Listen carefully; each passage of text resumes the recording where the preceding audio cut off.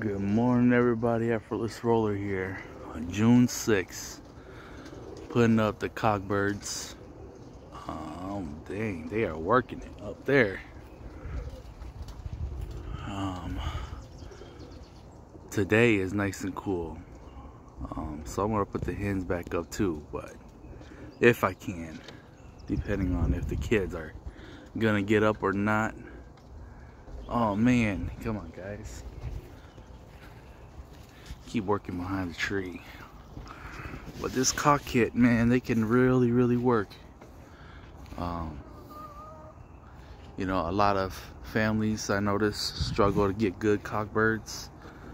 I tend to get pretty good consistent cockbirds on my family of birds. But yeah, there's the cock kit. Oof. They can get really active, and yeah, just putting them up, and hopefully I catch some good clips. But like I said, I'm not flying birds to get them ready for competition or nothing. This is just everyday fly right now for me, because I don't have time to adjust their feeds or whatnot. So I'm just flying them as everyday birds, you know.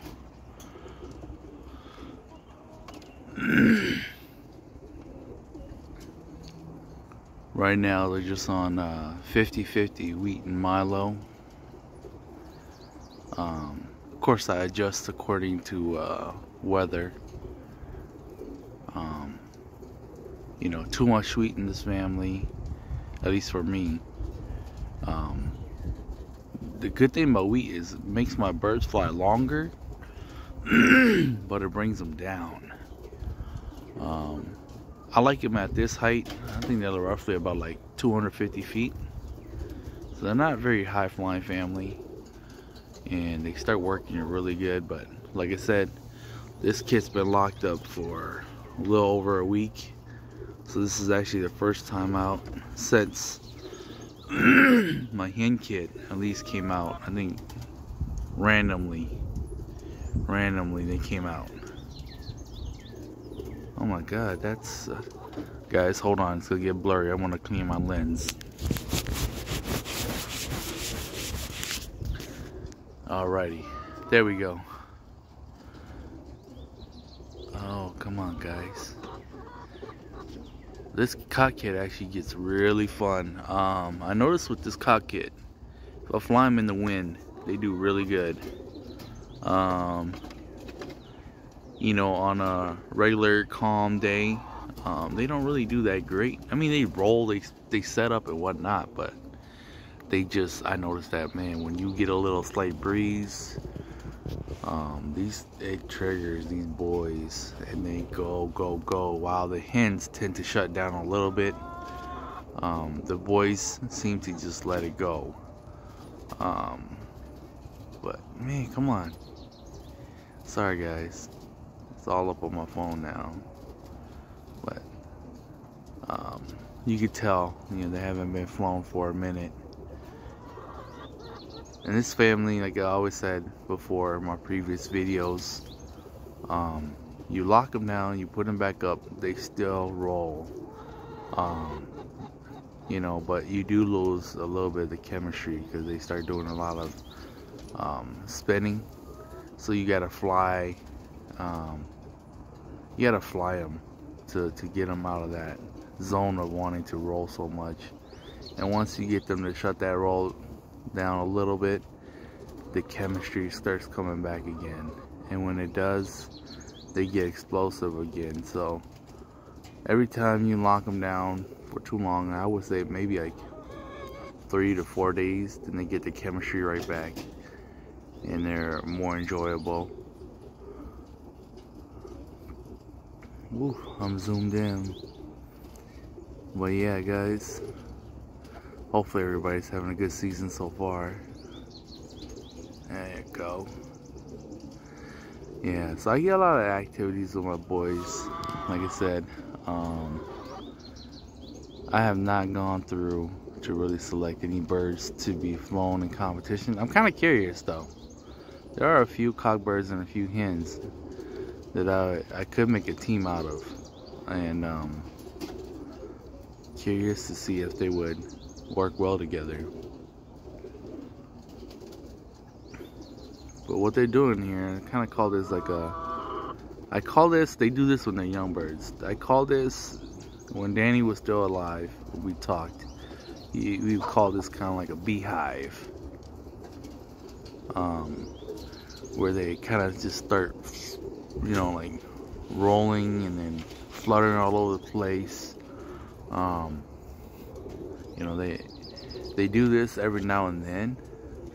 And that's how you know that they're kind of building the chemistry, because they'll do this for a little bit, and if you fly them, if you can, and you can fly them through that little phase of beehive within a week or two. I mean, if they're in the roll already, man, they're gonna start breaking big. At least what I noticed about this family. I've seen other families do it too, and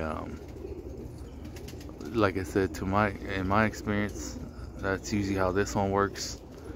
With this family, is when you fly a young kit and they start doing that. Oh man, they'll drop like hundreds of feet. They'll be way up there, and they'll do that all the way down like that. See, guys, that's how they build the chemistry right there. And you know, with this family, I noticed this family does it. Even when I cross them out, I have done some cross. Like I said, my Havoc crew, I will be putting them, as soon as my breeder loft is done, I'm gonna put my Courtney birds together first, try and breed me another kit or two to fly out, so I can add on to these, and then I'll remove some of these birds out. The ones that aren't committing, I'll move them out, and I'll start building my team for 2024. But the idea is that my Courtneys will go first, and as soon as my Courtney goes first this year, if I could get a kit or two, then I'm set. I'm done breeding the Courtneys. Then what I want to do next year, early season, is I'll put my Havoc crew first, and I think they're gonna do really good for the nationals. If I fly them, if I breed them in the early season, by the fall fly, that kit should be explosive. Should be. See, there you go. But yeah, you know, like, so what my goal is for the nationals, I'm planning to put a kit of my Havoc crew up. You know, we got some tough competitions out here. You know, Mark Ritter's out here. You know, Tang, he's new, but he's getting up there now too. So, you know, you can't take any new guys and say, hey, they're not gonna do it, man. You know, a lot of these new guys are motivated too. So that's the good thing about them. And honestly, that's how I like it. You know, I love competition. You know, it gets me pumped up for sure. You know, that's why. To me, I enjoy it, but at the same time, I enjoy this, guys. Just a simple matter that you put 20 birds up and 20 birds come back home. You should be just happy with that. And a lot of guys tend, I know that when competition comes, they want it to roll. They do everything in their power to get that roll to go, and then it's like, then you're just draining yourself. You're draining your birds. You're draining the fun out of it. You know, and if you can't enjoy your birds just doing random things like this, then, you know, obviously you're too serious in the game. And honestly, serious people, you can get kind of boring. I'm sorry to say, but I like to joke around. I like to have a good laugh. I like to be relaxed, and I can't take serious people all the time. And if there is serious people, well, you know what? I'm going to be like the guy who's going to be busting a joke every now and then. And you know what? If you don't laugh, forget it. I'll laugh by myself, you know? Ain't nothing wrong with that. But, you know, I'm just saying, you know, I enjoy it more when, you know, you can joke around and have fun and not get too serious. You know, like back when I first got in, man, I was all about competition. Oh man, this bird ain't doing what I need. I gotta get rid of this bird. Oh, that bird ain't doing what I need. I gotta get rid of that bird. With that mindset, and then with the BOPs, oh man, you be struggling super duper hard. I learned to be more lenient, and you know, like even my training method has become lenient, and I've enjoyed it quite a bit, a lot more, I should say, than I did before. You see that little outbird kind of deal there? I know which bird he is too. He's a blue check white flight. In competition, I'll probably pull him out, because if you don't trust a bird when you just randomly fly him down the kit like this, you can't trust him on competition day. Okay, his flaws will come out. So a bird as such, I would take him out. Okay, because that bird's gonna cause you some points. But since he's the only bird in the kit that does that, then I'll leave him alone. But any more than that, and I'm taking notes on these birds, okay? Don't watch them all the time, but when I do, you know, these are the kind of things I look out for. And in competition, that would not be a competition bird. But if he corrects himself, he'll be a kit bird for life. You know, he would definitely be a kit bird for life. But sometimes birds don't work well in a certain kit. I might put him in a kit with hens, and he might kit in and never become an outbird. Okay, guys? That's why I say sometimes calls are not really calls. They act up for a certain reason. You put them in the right team, they might just shine. You know? So, I try not to, like, expire them so quickly, especially since I fed them through all winter, and I've been feeding him all this time. Feed ain't cheap, guys. So I try my best to maintain my birds. I try not to breed, you know, like too many random birds that I won't know what's gonna do. Wish will have it with the mason birds. I do got some mason birds. I'm not sure how they will be like, but I do know that they work. My buddy bred them, and he's doing well with them, or at least he did do well with them. I don't know if he did, but it is what it is, you know. I know I donated some to the club. I haven't talked to that guy yet, so we'll see how he does with them. But another, you know, like, club member also had him, and like I said, he bred out some good babies for me to fly, and I enjoyed them. But like I said, I don't know much about them.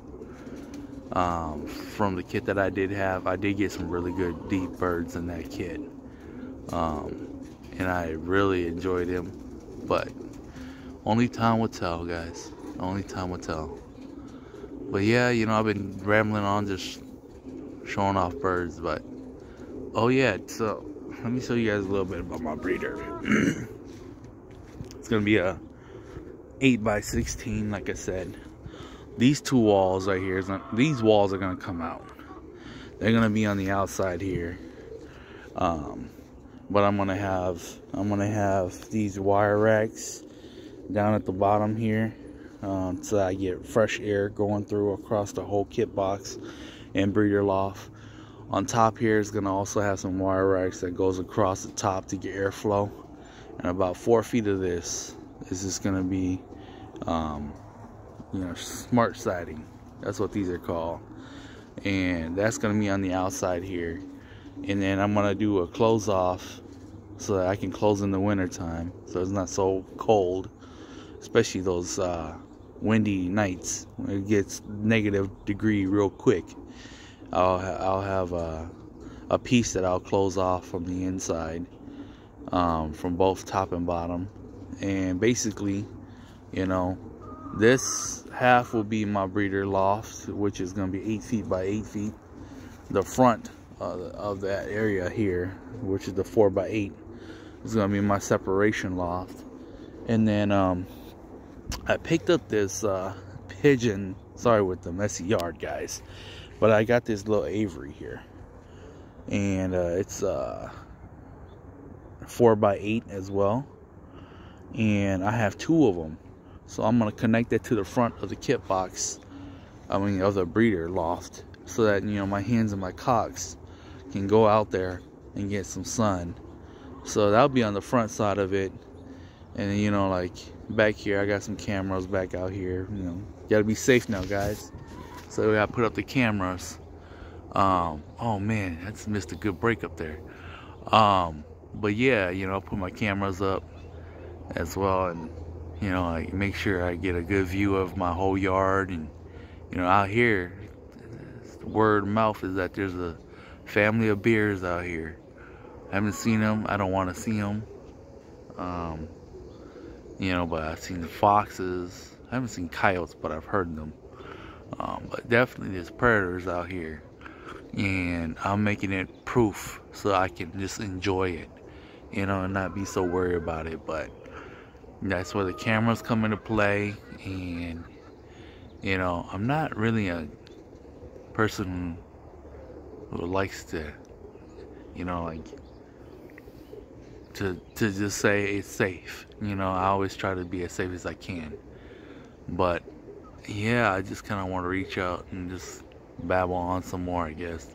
But yeah, you know, yeah, enough of this. I will let you guys go. Sorry for just babbling on, just kind of showing you my setup so far and whatnot. Okay, guys, Effortless Roller, we out. Come on, guys, one more break. Oh, come on, that was nothing. Alright, guys, we out.